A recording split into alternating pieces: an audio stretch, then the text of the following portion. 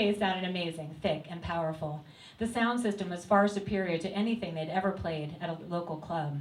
It was almost disjointed, the connection between her small pick and the massive wall of noise it created. She felt her body responding, moving with the beat.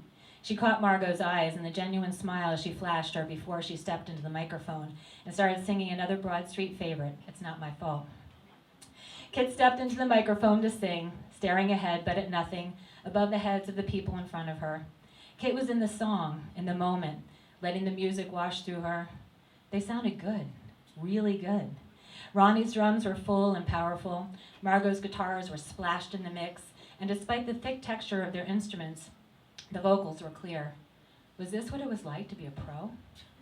When they reached the end of the song, the audience applauded. Not the rousing cheer Kit had hoped for, but sincere enough. She scanned the crowd for Sam and her dad, but the audience had swelled and she could no longer spot them. Thanks, Margot said. That was a little song about one of Kit's many fanboys. Margot glanced back over her shoulder and smiled. Ronnie clicked off the next song, Action Girl. Another fast and loud one that Kit always enjoyed playing. She closed her eyes and focused on the thumping repetition of her bass, as rhythmic as a heartbeat. She was strangely reminded of being in the hospital, ready to give birth to Eleanor, all alone as her father waited outside, her sister too busy with her own children to stay. Wires attached to her large belly as a machine monitored Eleanor's heartbeat in loud pulses, the only sound in the room. Eleanor had become so real to her then, a part of her, and not at the same time.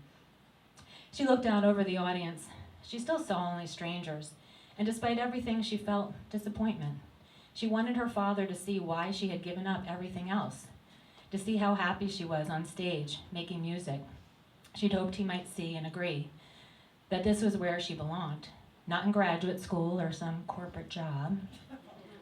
Margaret was singing the verses to the audience, selling them as she always did.